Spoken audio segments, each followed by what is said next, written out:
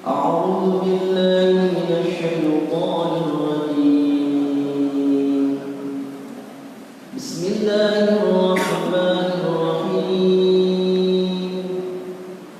إن في خلق السماوات والأرض واختلاف الليل والنهار لآيات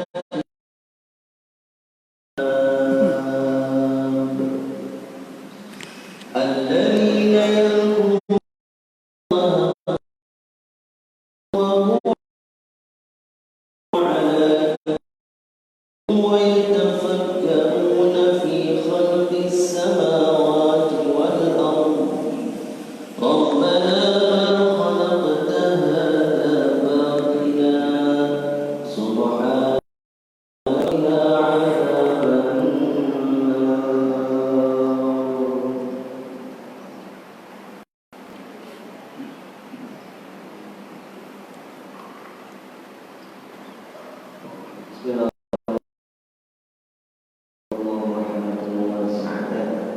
إن في خلق السماوات والأرض أي وما فيهما من العجائب واختلاف الليل والنهار بالمجيء والذهاب والزيادة والنقصان دلالة على قدرته تعالى لأولي الألباب لذوي العقول الذي نحكم بما قبله أو بدله يذكرون الله قياما وقعودا وعلى جنوبهم مضطجعين أي في كل حال. وعن ابن عباس يصلون كذلك حسب الطاقة ويتفكرون في خلق السماوات والأرض ليستدلوا به على قدرة صانعهما يقولون ربنا ما خلقت هذا الخلق الذي نراه باطلا حالا عبثا بل دليلا على كمال قدرتك سبحانك تنزيها لك عن العبث فقنا عذاب النار. صدق الله.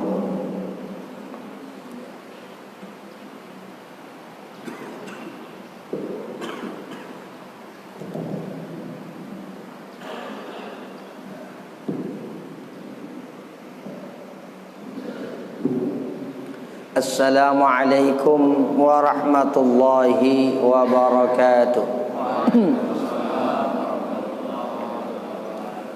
Alhamdulillah, alhamdulillahil muqtasifi bi jami'il kamalat. Allahumma salli wa sallim ala sayyidina wa nabiyyina wa habibina Muhammadin الذي يحمده أهل الأرض والسماوات وعلى آله وصحبه الذين ابتعدوا عن السيئات وعملوا جميع الحسنات. أما بعد. Yang saya hormati para asatidzah, segenap jamaah, bapak-bapak dan ibu-ibu, mudah-mudahan pada pagi yang cerah ini kita semua senantiasa dilimpah curahkan nikmat, rahmat, keberkahan oleh Allah Subhanahu wa taala. Segala urusan dunia akhirat kita diberikan gampang dan mudah oleh Allah Subhanahu wa taala. Anak cucu kita dijadikan anak cucu yang saleh dan salihah oleh Allah Subhanahu wa taala. Kita semuanya diwafatkan dalam keadaan husnul khatimah oleh Allah Subhanahu wa taala. Kita niatkan, doakan, kirimkan, hadiahkan juga wabil khusus untuk al-maghfurlah hadratul walid Bapak Kiai Haji Ahmad Muhajir. Mudah-mudahan kubur beliau dijadikan salah satu taman dari taman surganya Allah Subhanahu wa taala. Umumnya untuk seluruh keluarga kita yang telah berpulang ke rahmatullah, kita doakan semua senantiasa dilimpahkan maghfirah oleh Allah Subhanahu wa taala dan dijadikan kuburnya raudhah min riyadil jannah oleh Allah Subhanahu wa taala. Ala hadhihi an-niyyah wa ala kulli niyyatin salihah wa ila hadrati sayyidina Muhammadin al-Mustafa Rasulillah sallallahu alaihi wasallam. Al-Fatihah. A'udzu billahi minasy syaithanir rajim. Bismillahirrahmanirrahim. Alhamdulillahi rabbil alamin. Arrahmanir rahim. Maliki yaumiddin. Iyyaka na'budu wa iyyaka nasta'in. Ihdinas siratal mustaqim.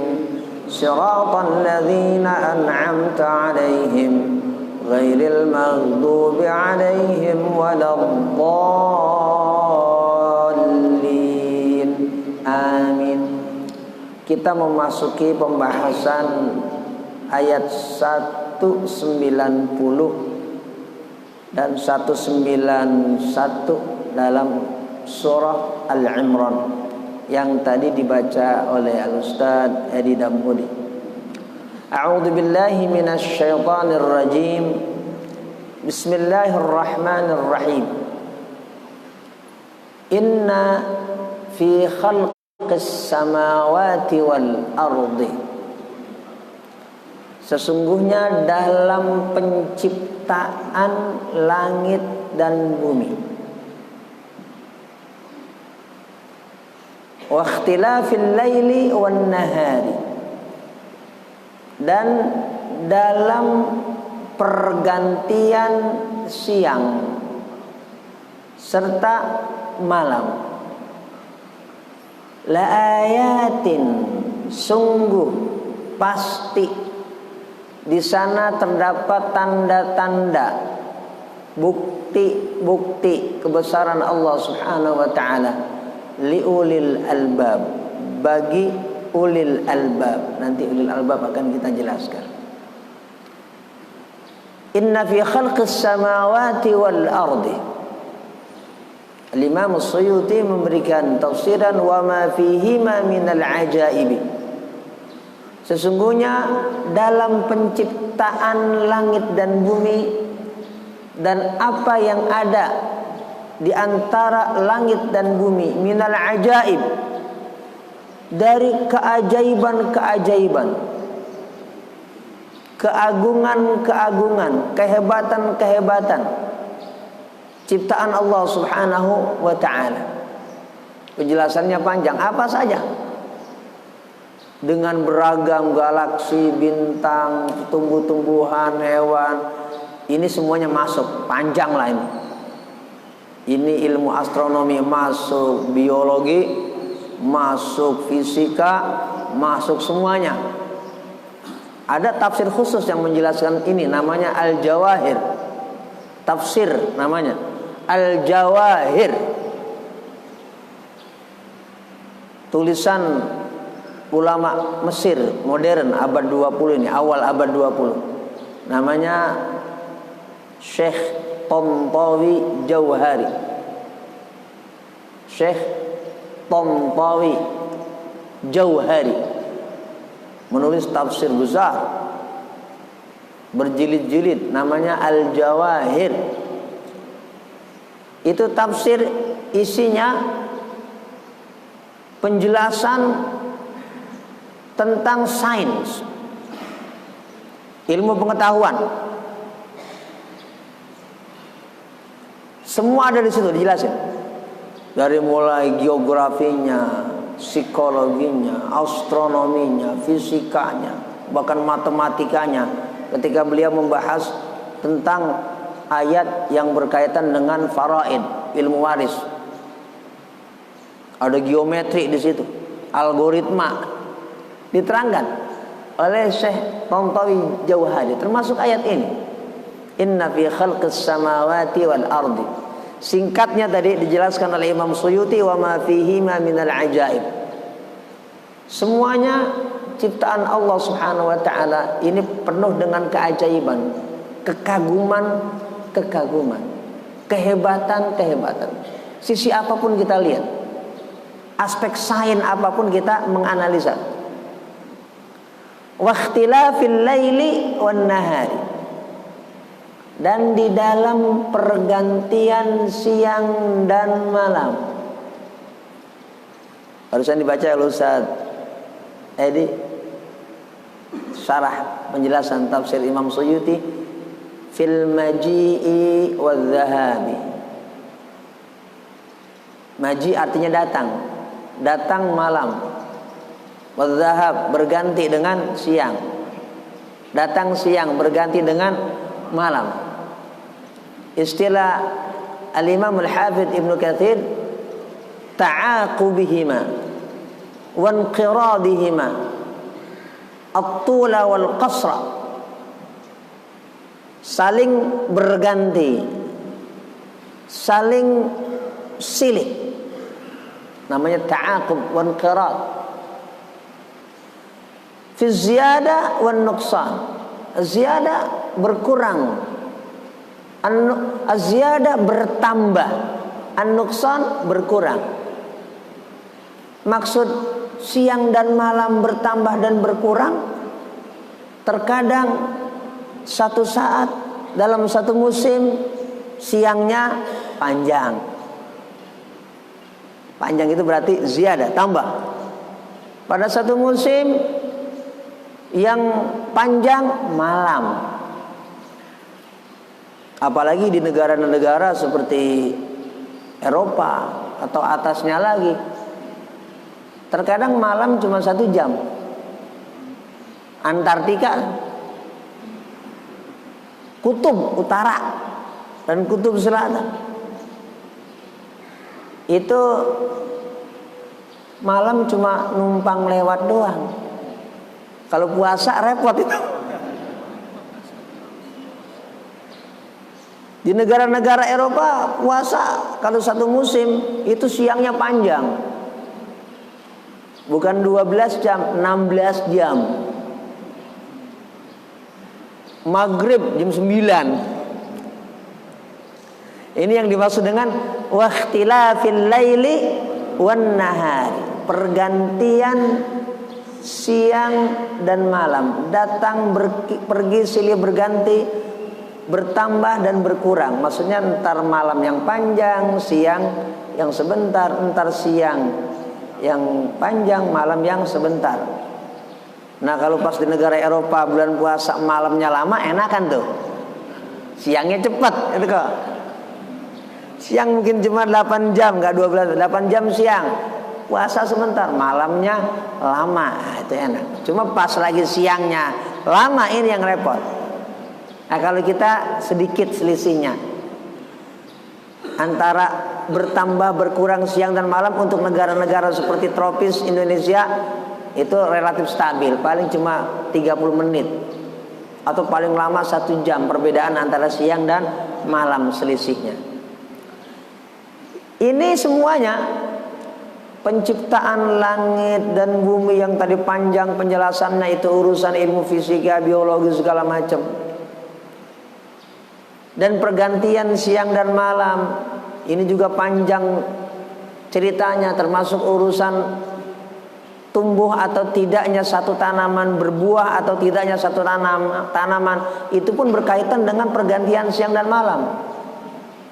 Kalau malam terus, kita nggak bisa makan beras, nggak bisa makan mangga, nggak ada pohon dan nggak ada bisa berbuah, mati semua. Kita juga ikut mati secara ikhtiar. Oleh sebab itu, pergantian siang dan malam, penciptaan langit dan bumi ini, la ayatin, sungguh di dalamnya, ayatin ay dalalatin, merupakan dan pasti ini sebagai dalalat. Dalalat artinya bukti-bukti, ayat, tanda-tanda kebesaran Allah ala qudratihi ta'ala. Ini tanda kemahakuasaan Allah subhanahu wa ta'ala. Bukti, bukan hanya qudrah. Dalam istilah Al-Imam Fakhruddin Ar-Razi, ala wahdaniyatihi ta'ala, terhadap kemahaesaan Allah Ta'ala, bukan bukti untuk dan hanya qudratillah, kemahakuasaan Allah, tapi bukti wahdaniyatillah, kemahaesaan Allah Subhanahu wa Ta'ala. Bahwa kalau kita merenungkan ini semuanya, ini berarti tanda kalau Tuhan itu esa. Qul huwallahu ahad. Nah, cuma buat siapa? Bagi siapa? Ini masalahnya. Makanya Allah berfirman, semua yang ada di depan kita ini, semuanya, apa aja yang ada di langit bumi, termasuk cuaca, termasuk siang dan malam, ini kan semuanya apa? Bukti-bukti, ayat. Bukan satu ayat, ayat. Makanya tafsir Qurtubi, At-Tabari, ayatin katsiratin azimatin. Banyak maksudnya. Bukan sekedar banyak, tapi azimah, agung, artinya punya nilai, syarat dengan kehebatan. Kan ada banyak doang tapi kagak ada gunanya. Banyak doang. Tapi kalau ini banyak, azimah, agung, sebagai kemahadahsyatan yang ada di alam ini, menunjukkan kemahakuasaan Allah Subhanahu wa Ta'ala. Buat siapa? Buat siapa? Liulil albab. Apa tuh ulil albab? Ada kiai namanya Kiai Ulil Albab di Kudus. Kita baca tafsir Ibnu Katsir, ulil albab itu ai dzawil uquli, orang-orang yang memiliki akal. Albab, orang-orang yang memiliki akal. Dilanjutkan penjelasannya oleh Imam As-Sawi, bukan hanya punya akal, itu mah semuanya orang juga punya akal, kecuali yang gila juga punya akal, cuma akalnya hilang. Ini bukan sembarang akal ulil albab, tapi al-kamilati, pemilik akal yang sempurna.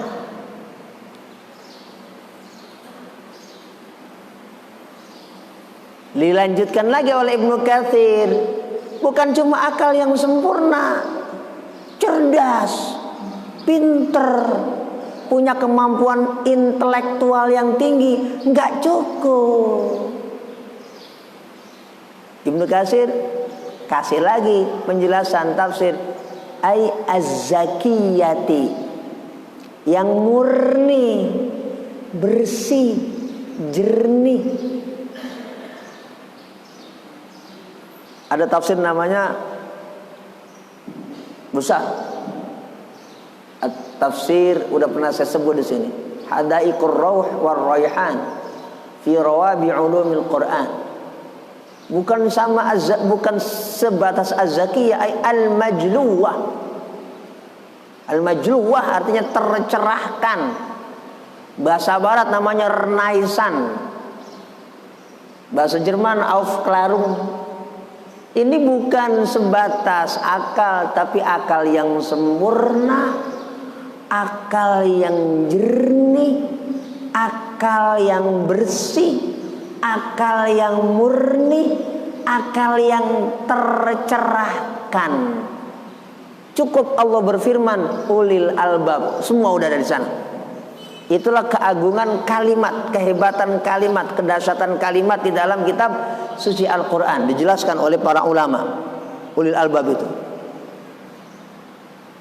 Nah, albab ini orang yang punya akal sempurna, murni, jernih, bersih, tercerahkan. Enggak dibawa oleh dogma, doktrin, saya berasal dari kelompok A, B, C, D, enggak. Bersih. Lepasin dulu dari ikatan apa-apa. Nah, karena albab ini ada asalnya, ada masdarnya, lubbun. Lubbun. Lubbun itu artinya saripati. Ada kitab namanya Lubbul Lubab. Lubbul Lubab, tulisan Imam Suyuti. Kitab.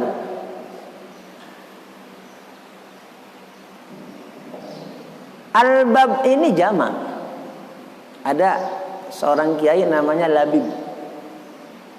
Labib. Namain anak namanya Labib. Karena anak kiai di Jawa dipanggil Gus Labib. Teman mertua anaknya. Ini Labib yang tadi jamaknya albab, lubbun, ada lubab, saripati. Saripati itu sesuatu yang sudah kita peras. Hasilnya kita minum atau kita makan. Perasan dari perasan itu namanya saripati. Asir, jus, peras. Hasilnya kita makan, kita minum, kita konsumsi. Nah,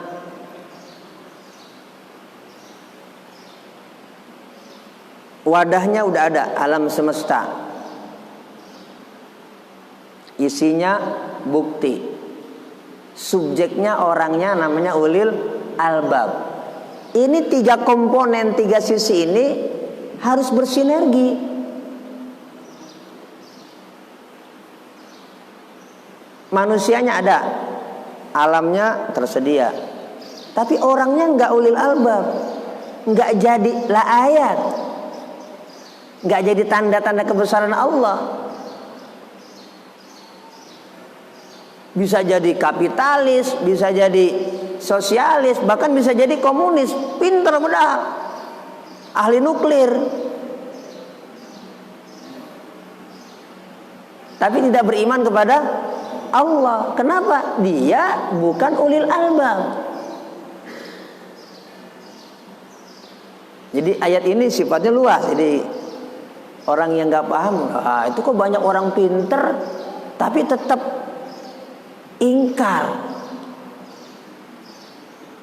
tidak beriman kepada Allah.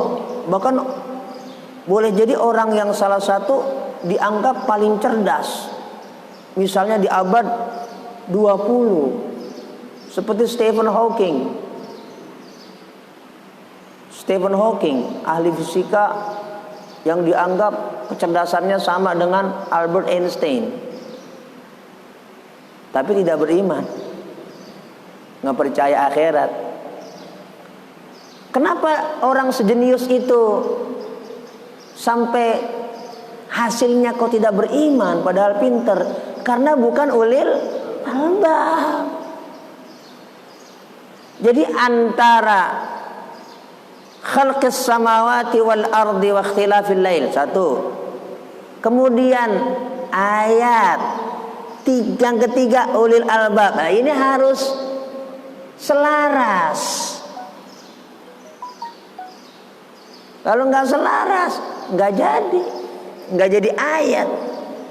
Kenapa? Dia nggak dapat merenungkan bahwasanya alam dengan segala seisinya sebagai petunjuk adanya Allah, sebagai petunjuk bahwasanya Allah itu Maha Esa. Nggak akan ke sana. Jadi pelajaran-pelajaran ini semuanya harusnya ada bismillah di depan. Ini pelajaran yang ada bismillah cuman bahasa Arab, fikih. Asal pelajaran biologi, fisika, apalagi matematika tuh bukunya kagak ada bismillahnya sama sekali.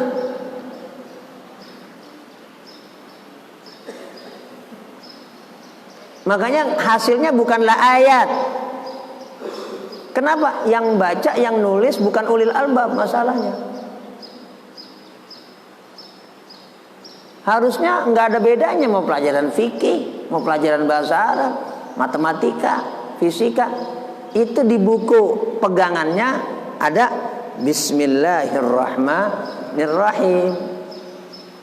Siapapun gurunya, apakah guru matematika, kalau mulai ngajar baca, anak-anak, ayo baca Bismillahirrahmanirrahim. Bukan sebatas Assalamualaikum. Ayo kita mulai baca ini, baca matematika. Bismillahirrahmanirrahim. Baru jadilah ayat. Kalau enggak ulil albab, enggak jadilah ayat, enggak jadi. Tetap masing-masing bawa doktrinnya. Doktrin kapitalis, kapitalis. Doktrin sosialis, sosialis. Doktrin komunis, komunis. Ya masing-masing lah. Enggak sebagai qudratillah dan wahdaniyatillah. Jadi ayat ini di zaman ini kita baca, ya Allah, seperti baru diturunkan 14 abad lebih yang lalu kepada baginda Nabi Muhammad sallallahu alaihi wasallam. Allah Subhanahu wa taala memberikan penjelasan ciri-ciri orang-orang yang masuk kategori ulil albab. Ciri-cirinya bagaimana? Gampangannya yang dia kerjain apaan? Kasarannya dia ngapain? Ulil albab itu ngapain? Allah Subhanahu wa taala berfirman, ulil albab itu aktivitasnya, ngapainnya? Alladzina yadhkurunallaha qiyaman wa qu'udan wa 'ala junubihim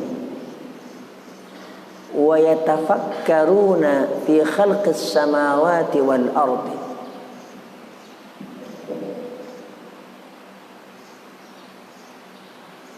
Orang yang masuk kategori ulil albab itu adalah orang alladzina yadhkurunallaha, orang-orang yang senantiasa mengingat Allah, berzikir kepada Allah,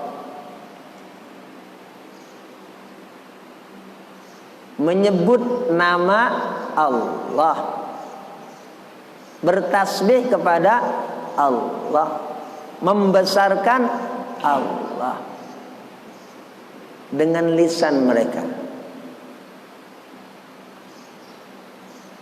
Kapan? Di mana? Kondisi apa?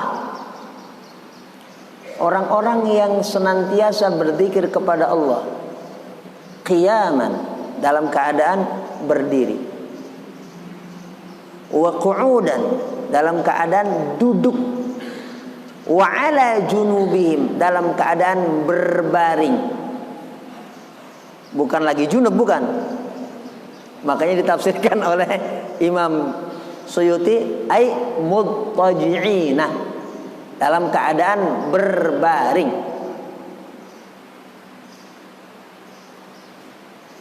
Maksudnya apa?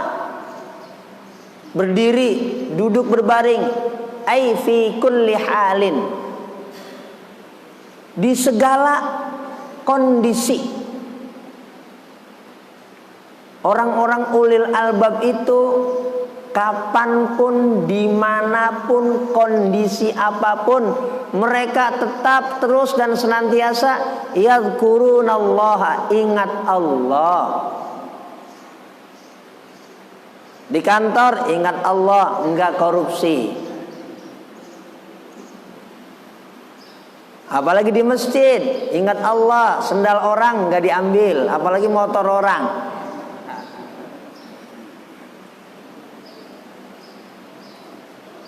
Itu yang dimaksud dengan ingat Allah. Tidak sebatas kita menyebut Allah dengan lisan, berzikir kepada Allah. Tapi ini zikir artinya kan ingat.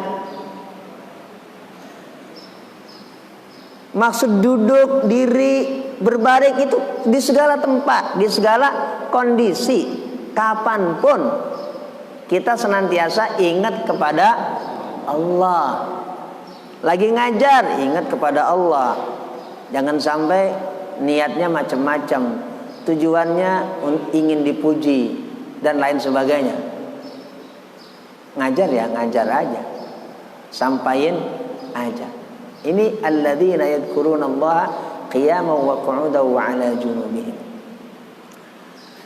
Ada penjelasan juga dari sahabat Rasulullah yang pakar tafsir, yaitu Ibnu Abbas radhiyallahu anhuma.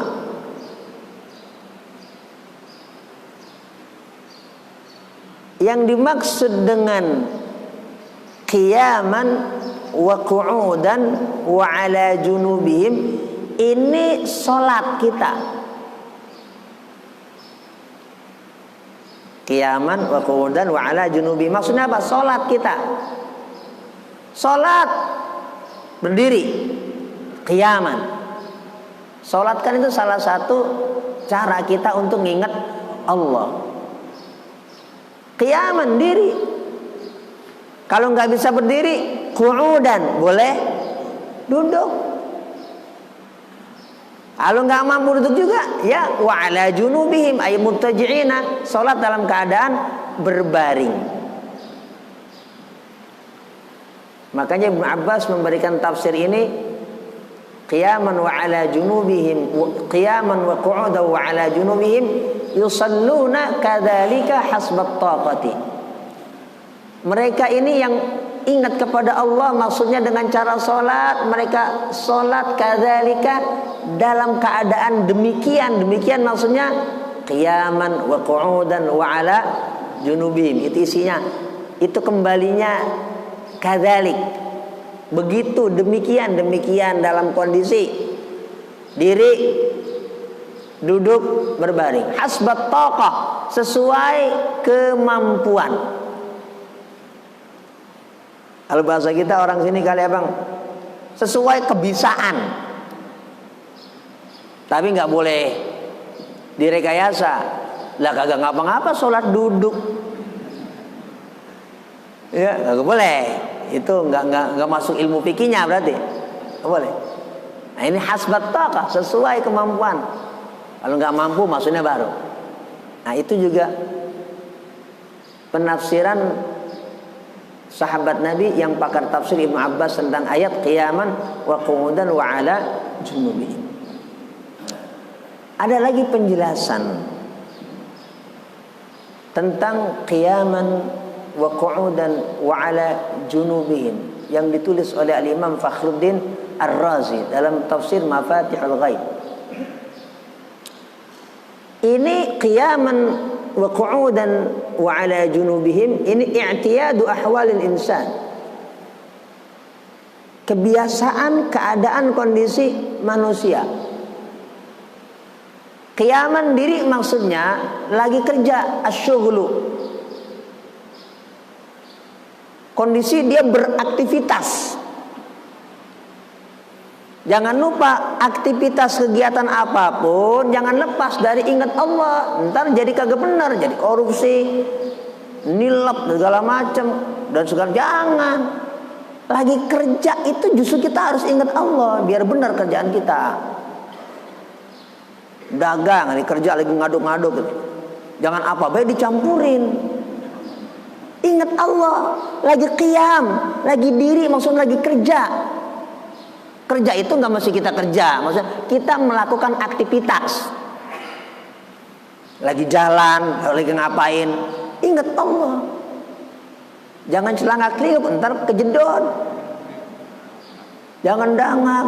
Nah itu maksudnya qiyam.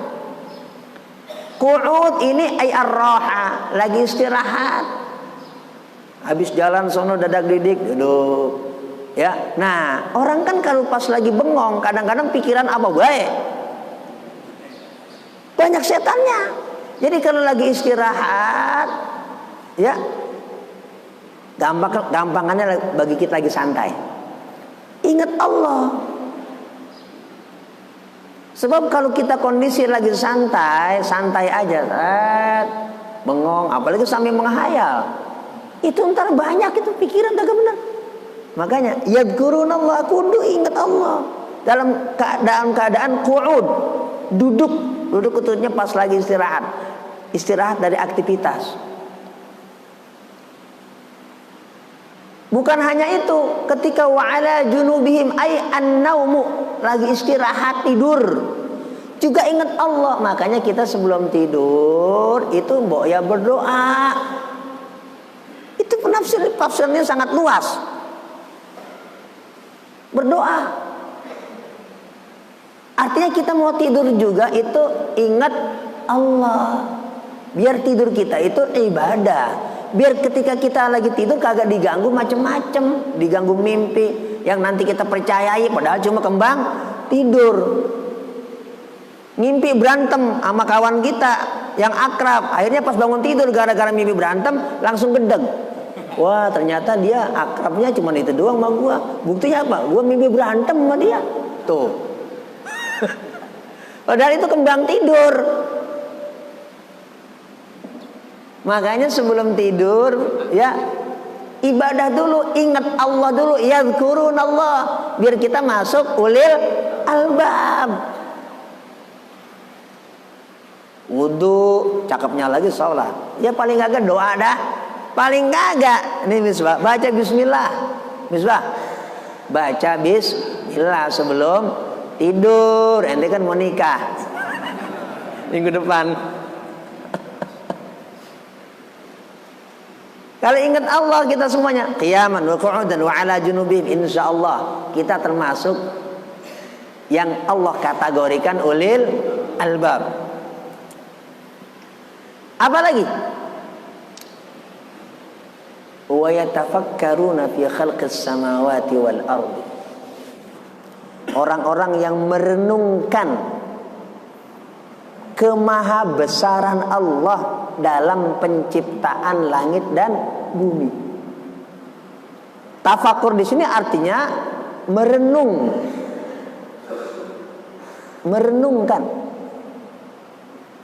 Tapi dalam kondisi pikiran dan hati jernih. Kalau merenung dalam kondisi hati yang gak jernih, nanti tercenung. Tercenung itu maksudnya apa? Melongo, bengong. Itu bukan yatafakkaruna. Kita mungkin sering dengar atau sering membaca, ada zikir, ada fikir. Ada zikir, ada. Orang ulil albab itu orang yang berzikir dan berfikir. Antara tafakkur dan tadakkur di dalam dirinya menjadi satu, selaras, sejalan. Itulah ulil albab. Tafakkurnya, tadakkurnya jadi satu. Dia renungkan. Ini luar biasa. Tafakkur ini. Sampai Imam Ghazali kita baca di dalam kitab Ihya, itu menulis bab tersendiri tentang tafakkur dengan berpuluh-puluh lembar, isinya tafakkur doang. Coba kita lihat di kitab Ihya. Yang 4 ada edisi 5 jilid, ada edisi yang 9 jilid. Bab tafakkur. Bahkan tafakkur sa'atin khairum min ibadati sanatin. Bertafakkur sa'ah sejenak itu lebih afdol, lebih baik daripada ibadah setahun. Ibadah doang tetap berbuat jelek. Padahal ibadah sholat itu inna sholata tanha 'anil fahsya'i wal munkar. Kenapa tetap berbuat jelek? Karena nggak ada khusyuknya. Di dalam khusyuk itu ada tafakkur. Merenung sejenak itu lebih baik daripada ibadah setahun. Maksudnya ibadah yang kosong. Ibadah aja. muter-muter tasbih, la ilaha illallah, bagus. Tapi la ilaha illallah yang kita ucapkan dengan lisan harus kita renungkan di dalam batin. Apa sih la ilaha illallah artinya?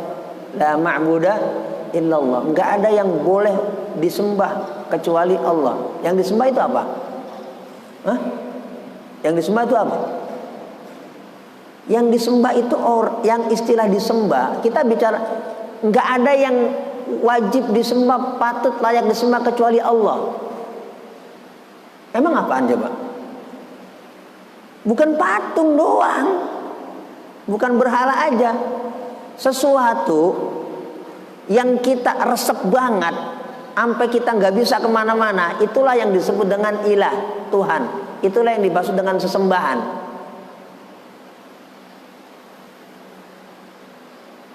Bukan kata saya, itu Quran. Afara'aita man ittakhadha ilahahu hawa. Apakah kalian gak memperhatikan ada orang yang menjadikan hawa nafsunya sebagai Tuhan? Quran. Jadi la ilaha illallah ini bukan maksudnya ilah Tuhan sebatas sesembahan itu, kata orang Bekasi tepekong, bukan, atau berhala. Sesuatu yang kita bawa dari diri kita, dan sesuatu itu kita ngefans berat sampai kita nggak bisa lepas dari itu, itulah namanya ilah, Tuhan. Sekarang itu apa Tuhan? Handphone Tuhan, itu handphone. Handphone itu Tuhan bagi sebagian orang. Kenapa? Nggak bisa lepas dari handphone. Bangun tidur handphone, mau tidur handphone, ngapain aja handphone, nggak ketakutan. Kayaknya kalau nggak ada handphone mati. Nah ini nih coba ya, kita mau bicara yang ayat ini nih ya. Makanya Rasulullah SAW, ini riwayat Imam Bukhari, Rasulullah SAW bangun tidur nih, mau sholat tahajud ya, sebelum Rasulullah berwudu, itu yang Nabi baca ayat 190 dalam surah Al-Imran.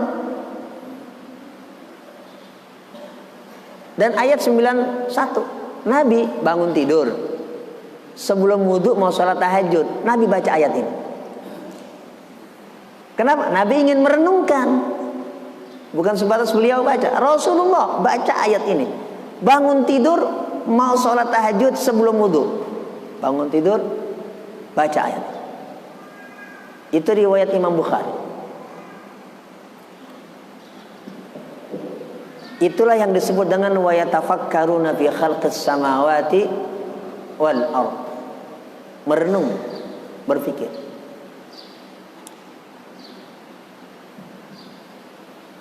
Kemudian hasilnya, outputnya, pengakuan bukan sebatas di lisan, tapi dalam pikiran dan di dalam sanubari hati. Subhanaka ma khalaqta hadza batila.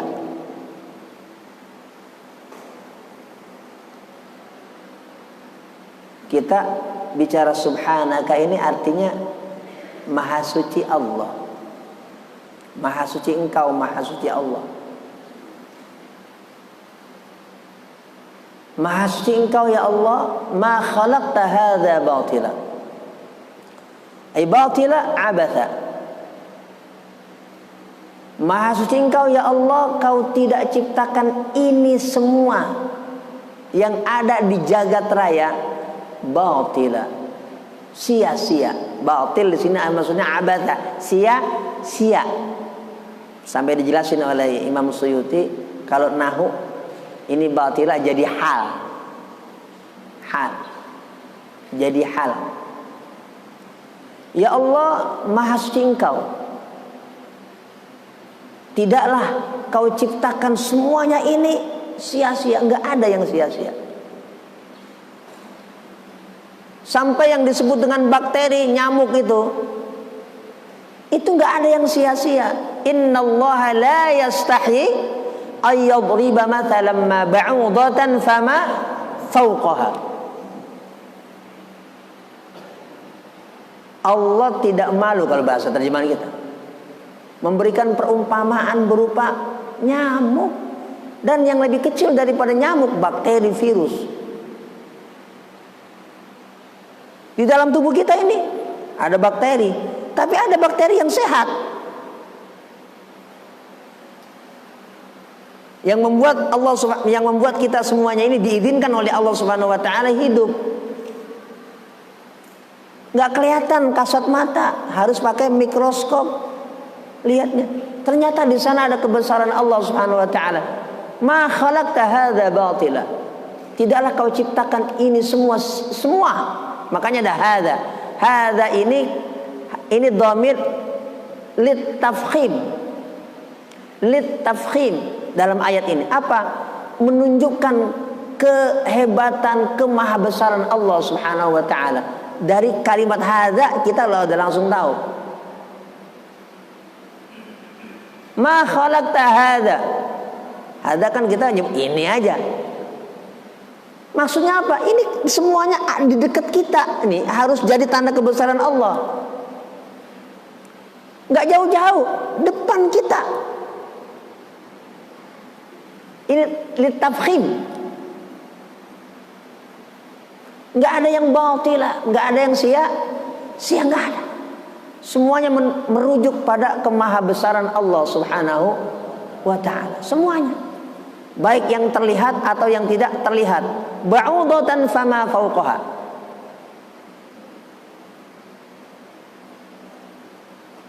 Nyamukkah, nyamuk lalatkah, seranggakah, yang lebih kecil daripada nyamuk, itu tanda kebesaran Allah Subhanahu wa taala. Sampai berapa juta orang Allah kasih rezeki dari nyamuk. Kenapa? Ada pabriknya.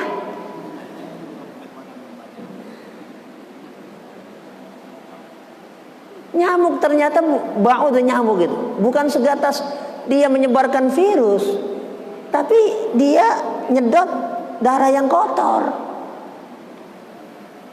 Nyamuk bangunin kita biar sholat subuh, atau kalau sholatnya udah mantap biar sholat bangun malam. Digigit nyamuk, alhamdulillah. Jadi gak usah takut sama nyamuk. Karena kita ketakutan sama nyamuk, jadi ada namanya tuh jamuk jentik apa? Aedes aegypti. Karena kita terlalu fobi, terlalu takut. Disetrum beneran, jadi DBD. Musuhan bener kita sama nyamuk. Kadang-kadang ada satu pengalaman, ada tuh nyamuk pakai gini tuh, ketek. Kayak gitu kan, raket. Tapi itu pengalaman saya pribadi. Jadinya saya takut pakai gituan, nggak pernah pakai sekarang. Kratek, itu kan dibakar. Emang nggak boleh kita pakai pembakaran di hewan, istilah dibakar begitu. Berapa hari saya pakai itu, rek. Kadang-kadang resep juga, rek. Tiba-tiba saya pada bentol. Ini pengalaman pribadi saya. Pada bentol. Kenapa ya bentol, nggak ada apa-apa? Pakaian itu, pakaian apa aja? Minyak kayu putih. Jangan disebut mereknya, minyak kayu putih. Minyak kayu putih, lon juga. Apa ini ya? Udah bentol merah-merah. Wah, jangan-jangan ini nyamuk. Akhirnya saya tinggal, nggak saya pakai. Hilang itu, bentol. Pengalaman saya pribadi. Ya boleh jadi karena tadi kita nggak boleh membunuh hewan dengan cara dibakar. Itu kan dibakar, krek, bau angus. Udah saya tinggalin aja dah. Ayarin udah digigit dah. Akhirnya ya begitu dah. Dan dalam sejarah ayat ini ma khalaqta hadza batila, Ya Allah, tidak ada yang sia-sia kau ciptakan ini. Raja terbesar dalam sejarah itu, banyak yang mati, bukan perang tanding, bukan jawara lagi, dia Jagger kelas dunia, tak terkalahkan. Matinya dengan nyamuk. Contoh siapa? Alexander the Great. Siapa yang gak kenal? Masuk tokoh 100 tokoh dalam sejarah terbesar sepanjang sejarah, dari zaman Nabi Adam sampai Adam Jordan dan seterusnya. Tokoh besar mati ya, agak pakai perang tanding, digigit nyamuk. Siapa lagi? Raja Namrud. Ternyata rombongan yang orang-orang katanya top itu kelas dunia dalam peradaban, matinya dari hal-hal yang sepele menurut manusia. Nah, kita belajar ini, ma khalaqta hadza batila. Jangan pernah meremehkan apapun atau siapapun. Nggak ada yang sia-sia yang diciptakan oleh Allah Subhanahu wa ta'ala. Nggak ada yang sia-sia. Akhirnya meluncur dari lidah kita, Subhanak, Maha suci Engkau ya Allah. Ai tanzihan lil abath. Kita mensucikan Allah bahwasanya apa yang Allah ciptakan tidaklah abath, tidaklah sia-sia. Itu arti subhanallah. Jadi maksud kita mengucapkan Maha suci Engkau ya Allah, maksudnya apa? Tidak ada yang sia-sia yang Kau ciptakan ya Allah. Itu maksudnya subhanallah. Jadi kita merenung tuh kalau lagi baca subhanallah. Itu arti kalimat tasbih, arti mensucikan Allah Subhanahu wa ta'ala. Nah, 3 faktor ini, ucapan, hati, kemudian gerakan dengan panca indera kita, ini menunjukkan kamalul ubudiyah. Kamalul ubudiyah, kesempurnaan penghambaan. Itu arti kamalul ubudiyah, kesempurnaan penghambaan kita kepada Allah Subhanahu wa ta'ala. Apabila kita melakukan 3 hal.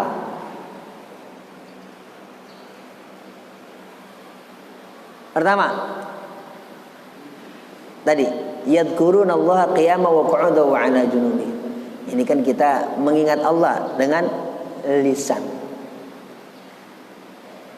Tadi qiyaman wa qu'udan wa 'ala junubihim, kita ingat Allah dengan lisan, tapi ada gerakannya ketika diri qu'ud, duduk, ketika berbalik gerak, itu maksud aktivitas. Yang ketiga tadi, wa yatafakkaruna fi khalqis samawati wal ardi. Berpikirkan itu dengan otak, juga dengan hati.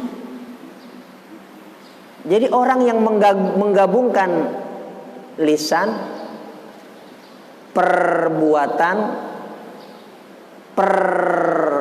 pikiran, maksudnya permenungan, ini orang yang menggabungkan ucapan, gerakan, pikiran, ucapan, gerakan, pikiran, ucapan, gerakan, pikiran. Kalau bahasa kerennya dikolaborasi, digabungkan menjadi satu, kemudian menghasilkan subhanaka ma khalaqta hadza batila faqina adzabannar. Ya Allah, lindungi kami dari neraka. Ini orang ini sudah mencapai kamalul ubudiyah, kesempurnaan penghambaan kepada Allah. Kamalul ubudiyyati lillah. Orang yang menggabungkan ucapan, gerakan, pikiran menjadi sesuatu yang bernilai tadi. Subhanaka ma khalaqta hadza batila rabbana faqina adzabannar. Ini sungguh orang ini sudah mencapai kesempurnaan penghambaan kepada Allah. Selanjutnya, ayat ini ayat 191 juga mengandung adab. Adab apa? Adab berdoa. Adab berdoa. Kan ada doa tuh. Faqina adzabannar. Kita memuji Allah dulu.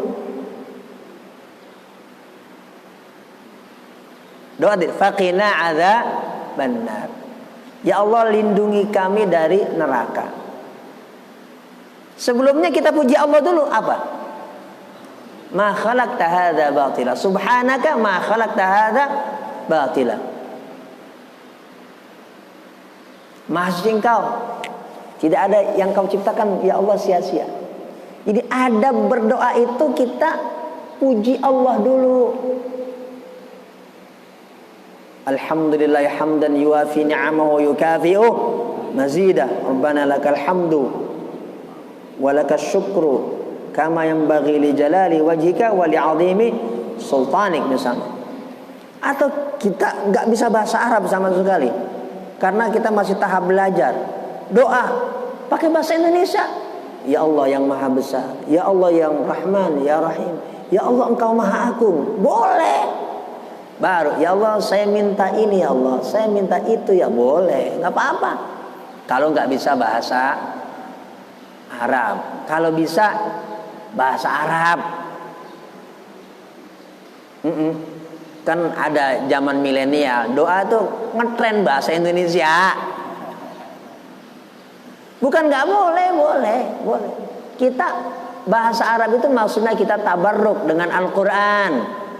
Tabarruk dengan Rasulullah sallallahu alaihi wasallam yang Arab. Jadi bukan karena bahasa Arab itu sendiri, bukan. Kita berdoa dengan bahasa Arab karena bahasa Arab itu bahasa Al-Qur'an. Bahasa Arab itu bahasa Rasulullah sallallahu alaihi wasallam. Jangan gedeg sama bahasa Arab, jangan. Kita doa dengan bahasa Arab. Ntar nggak ngerti nggak apa-apa, nggak ngerti nggak masalah. Kita yakin kalau doa Al-Quran, doa dari Rasulullah yang kita baca, walaupun kita nggak ngerti, Allah kasih berkat. Tenang. Doa Quran, doa Rasulullah kok kita nggak ngerti, kagak ngapa-ngapa. Kadang-kadang kan orang begitu, berpikirnya hanya dengan otak. Lah kan pakai bahasa Indonesia biar orang yang dengar kan tahu artinya. Nggak apa-apa, nggak tahu artinya. Kita sholat juga nggak tahu artinya kok, nggak apa-apa. Nggak masalah. Apa nggak sah sholat kita? Sah. Kenapa kita yakin yang kita baca itu kan firman Allah? Masa artinya jelek kan nggak mungkin. Yang kita baca itu ajaran hadis Rasulullah. Rabbighfirli warhamni wajburni warfa'ni warzuqni wahdini wa'afini wa'af'anni. Subhana rabbil azimi wa bihamdi, subhana rabbil a'la wa bihamdi. Enggak tahu artinya enggak apa-apa. Enggak dosa. Tetap sah kok.